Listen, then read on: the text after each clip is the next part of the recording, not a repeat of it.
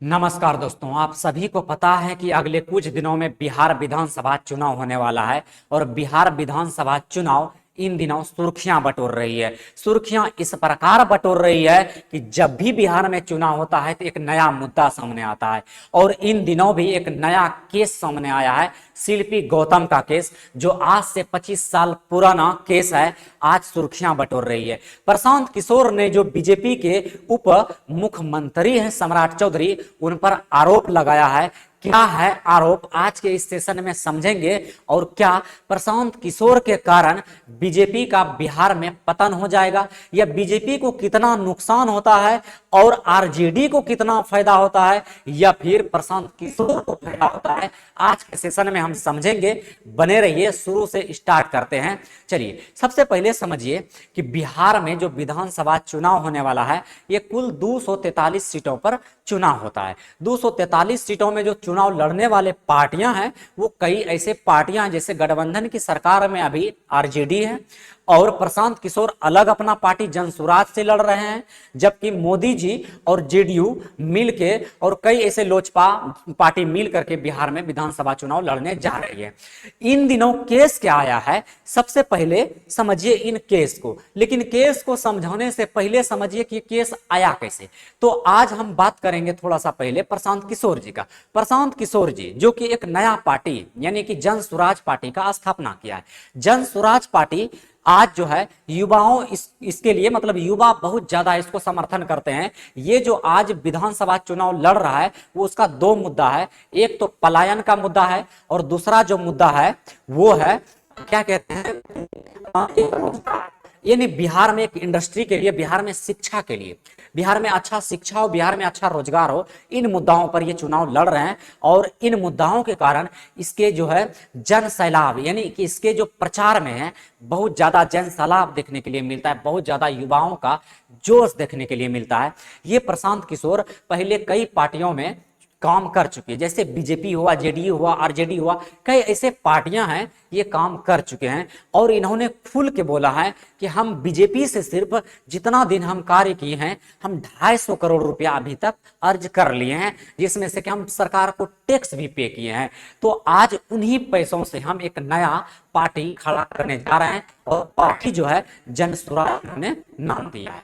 तो जन स्वराज जो है अभी इस समय सुर्खियां बटोर रही है। और इन्हीं जन स्वराज के जो अध्यक्ष हैं वो हैं किशोर जी। इन्होंने सम्राट चौधरी पर आरोप लगाया है कि सम्राट चौधरी एक फर्जी आदमी है, और ये फर्जी काम करके ये बिहार इलेक्शन में आया है। काहे कि बिहार इलेक्शन में ये जो है फिलहाल अभी बीजेपी के साथ में है, यानी कि मोदी जी के साथ अभी सम्राट चौधरी का ये गठबंधन से ये चल रहे हैं, मतलब मोदी जी के पार्टी में ही शामिल है। तो बिहार में अभी मुख्यमंत्री बने हुए हैं।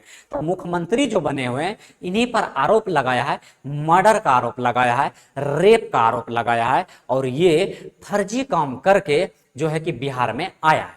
ऐसा इसलिए कि अगर इसका जीवनी देखिएगा, चौधरी का अगर जीवनी देखिएगा, तो इसके जीवनी के बारे में अगर आपको अगर कुछ तथ्य हम बता दें, तो जीवनी में देखिए, इसका जन्म होता है 16 नवंबर 1968। ठीक है, 16 नवंबर 1968 को इसका जन्म होता है।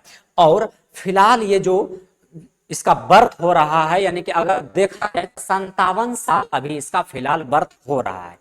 अब देखिए, इन्हीं डेट ऑफ बर्थ के कारण इनको फंसाया है, और इसका नाम के कारण इसको फंसाया है। पहले जो इसका नाम था वो था राकेश। ठीक है, पहले इसका नाम हुआ करता था राकेश। ये वर्तमान में इसका नाम है सम्राट चौधरी। लेकिन ये बर्थ देखिए, ये जब एक केस में जब राकेश फंसा था, तो केस को भी समझेंगे क्या केस था। जब ये केस में राकेश फंसा था, तो उस समय ये नाबालिग कहकर, यानी 18 साल से कम उम्र, यानी कि केस आया था, यानी कि 1999 में केस आया था। उस समय में ये नाबालिग था। सोचिए, नाबालिग कैसे होता है। इसका बर्थ जो है 1968 बताया जा रहा है, तो 1999 में ये नाबालिग कैसे, केस जो नाबालिग करके, मतलब नाबालिग कहकर के लिए छूटा है। अब देखिए, नाबालिग तो ये था, लेकिन इसका जब बर्थ देखा जा रहा है, तो 1968 है, तो 1999 में यह नाबालिग तो नहीं था। वर्तमान में इसका और 25 साल अगर ऐड कर दें तो लगभग 57 साल इसका उम्र बताया जा रहा है, जबकि जो कि बिल्कुल बिल्कुल फर्जी ही है अगर इस बर्थ को देखें तो। बाकी इसका ये जीवनी हम पीपीटी के माध्यम से आपको टेलीग्राम पे दे देंगे। दीप्ति की पाठशाला टेलीग्राम चैनल है, उस पर जाकर के हम इसको दे देंगे। आप लोग अगर इसे पढ़ना चाहते हैं इसका जीवनी को, तो आप लोग पढ़ लीजिएगा। बाकी हम जरूरत वाला ही बात करेंगे। अब देखिए केस आया कहां से, सबसे पहले हम बात करेंगे केस के बारे में। तो आप सम्राट चौधरी को देख लिए, ये फिलहाल जो है अभी उप मुख्यमंत्री हैं बिहार में, उप मुख्यमंत्री है, बीजेपी से भी उप मुख्यमंत्री इसको बनाया गया है मोदी सरकार द्वारा। और जो है अभी वर्तमान में इन्हीं पर जो प्रशांत किशोर है उन्होंने ही आरोप लगाया है, और आरोप इस पर जो लगाया है वो बहुत ही गंभीर आरोप है। आरोप क्या है ये देखिए, अभी इसमें राबड़ी देवी और उसका भाई जो है क्या कहते हैं साधु यादव, उन पर भी आरोप है। और आगे देखें तो यहां पर ये शिल्पी है और ये है साधु यादव, ये शिल्पी है और ये है साधु यादव। इन पर इन्हीं का रेप हुआ है और रेपर जो है इन्हीं को बताया जा रहा है, और इसके साथी जो है वो साथी सम्राट चौधरी है। अब देखिए आगे अगर देखा जाए इसमें केस के बारे में, सबसे पहले कि हुआ था क्या, इस केस में हुआ था क्या। देखिए घटना जो है ये 3 जुलाई 1999 का है। 3 जुलाई 1999 को जो शिल्पी होती है वो अपने कोचिंग जाती है, कंप्यूटर क्लास करने के लिए कोचिंग जा रही होती है। लेकिन उसी बीच में जो है शिल्पी को जो गौतम था, इसका जो गौतम शिल्पी का मतलब बॉयफ्रेंड गौतम को बताया जा रहा है, शिल्पी का बॉयफ्रेंड गौतम था, तो गौतम से इसका रिलेशन था। तो शिल्पी जा रही थी कहाँ, कोचिंग क्लास करने के लिए। तो कोचिंग क्लास करने, कंप्यूटर क्लास करने के लिए जा रही थी। उसी बीच में एक आदमी आता है जो कि गौतम का फ्रेंड माना जाता है, गौतम का फ्रेंड है। वो शिल्पी को जा करके रास्ते में उनसे बोलता है कि आपको गौतम बुलाया है। तो गौतम बुलाया है तो शिल्पी क्या करती है, वो उसके पास में क्या होता है, कार होता है, उस कार में वो बैठ जाती है, कार में बैठ जाती है, कार में बैठ करके वो जाने लगती है। तो उसको जो कहता है, गाड़ी जो लेके जाता है तो कहता है उसको एक गेस्ट हाउस पर, यानी कि शिल्पी को जहां ले जाने वाला था वहां नहीं ले जा करके उसको एक गेस्ट हाउस ले गया। उसको मतलब एक तरह से बरगलाया गया कि गेस्ट हाउस में ही जा करके गौतम ठहरा है, वहीं तुमको बुलाया है।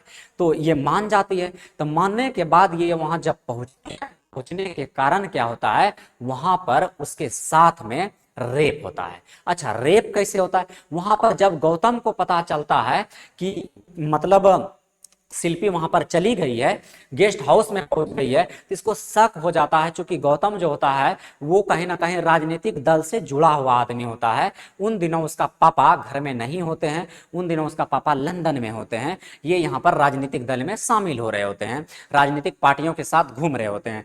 जब उनको पता चलता है कि आपका जो है शिल्पी वो कहीं गेस्ट हाउस पर लेके गया है और ये बंदा गेस्ट हाउस पर है ही नहीं, जब ये गेस्ट हाउस पर पहुंचता है तो गेस्ट हाउस पर देखता है शिल्पी के साथ जबरदस्ती रेप किया जा रहा है, उसके साथ बलात्कार किया जा रहा है। और उन बलात्कारों में जो केस का नाम आता है उनमें साधु यादव का नाम आता है। और केस को आप अच्छे से पढ़िएगा, इन सारे पीपीटी में आपका रूह कांप जाएगा पढ़ के। इनमें जो बताया है वो बहुत ही भयानक बात बताया है। देखिए सबसे पहले वहां पर जो हुआ, गौतम को तो मार के इतना मारा, मतलब मार मार के उसको मार दिया। शिल्पी को भी पीटा गया, उसका भी गैंग रेप किया गया, कई लोगों के साथ गैंग रेप किया गया।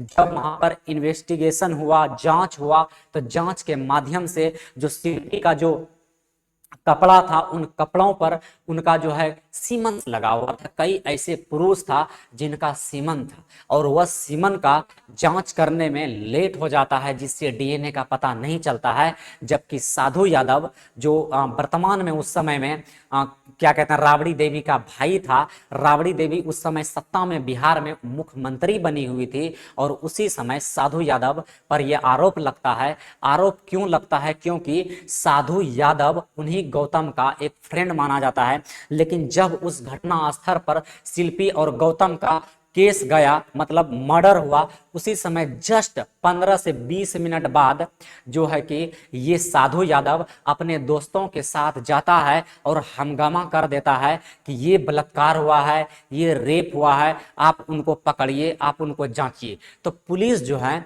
कि उनको पकड़ने के लिए, जांचने के लिए किसको पकड़ेगा? पहले गौतम को दोस्त का ही पकड़ेगा। तो गौतम के दोस्त में सभी दोस्तों का जो है कि जांच बराबर किया गया।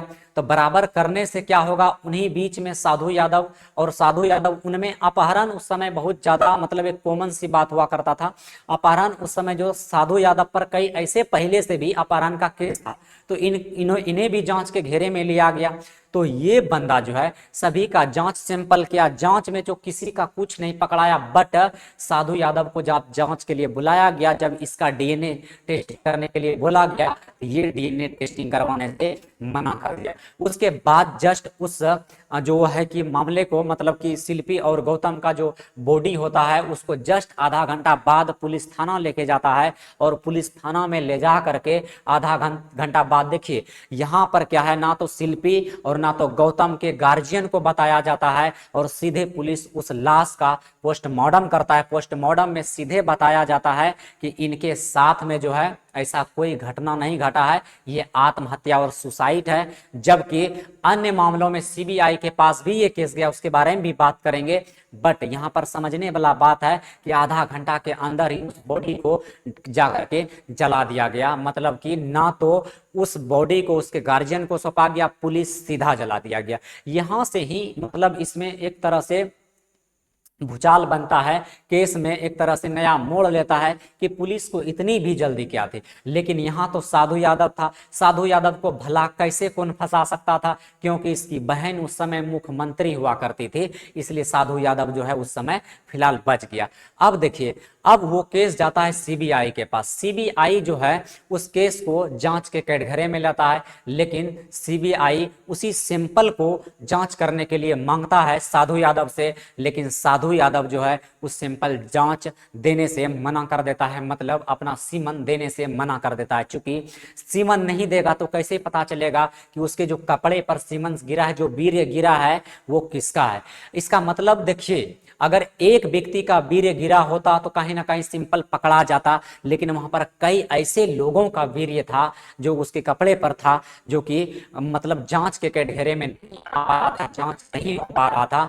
तो यहाँ पर उस मामले को धीरे धीरे दबा दिया गया।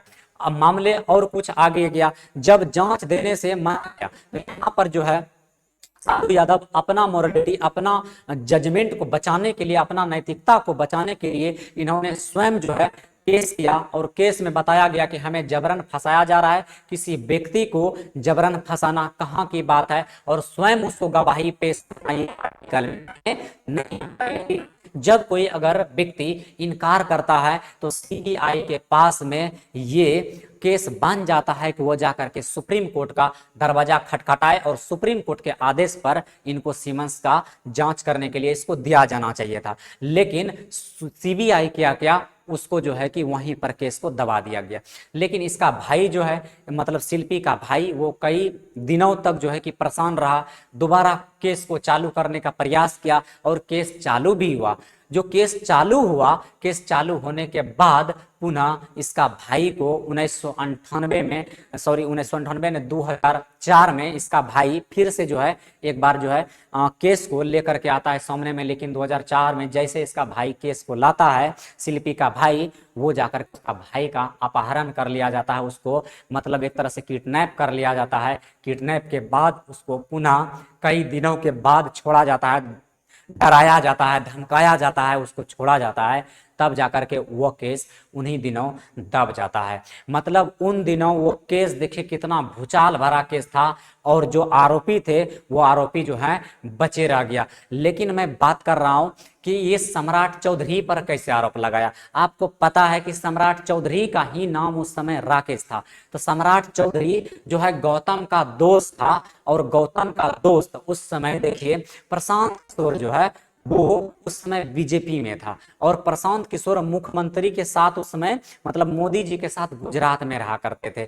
तो उस समय की बात है, और ये शिल्पी और जो सम्राट चौधरी पर आरोप लगाया है, जब इनको केस में फंसाया गया था तो शिल्पी मतलब शिल्पी के केस में तो ये व्यक्ति जा करके बताया इन्होंने कि मेरा जो है एज बहुत कम है, हम नाबालिग हैं, इस वजह से ये छूट गया था। लेकिन आज फिर से ये सुर्खियों में आया है और ये जाकर के प्रशांत किशोर जो है इनको एक तरह से झकझोर कर रख दिया है। और वाकई अगर मामला गंभीर है तो इस पर जांच होनी चाहिए और इनको सजा मिलना ही चाहिए। देखिए, कोई भी अगर गुनाहगार हो, चाहे वो 35 साल पुराना केस हो, चाहे 100 साल पुराना केस हो, अगर उसका मामला अगर जांच के कटघरे में आता है तो कहीं ना कहीं उस पर सरकार को विशेष ध्यान देना चाहिए कि ऐसे ऐसे लोग जो है हमारे देश का प्रतिनिधि बने हुए हैं और देश संभाल रहे हैं, जब ऐसे आदमी देश में अगर सत्ता को चलाएंगे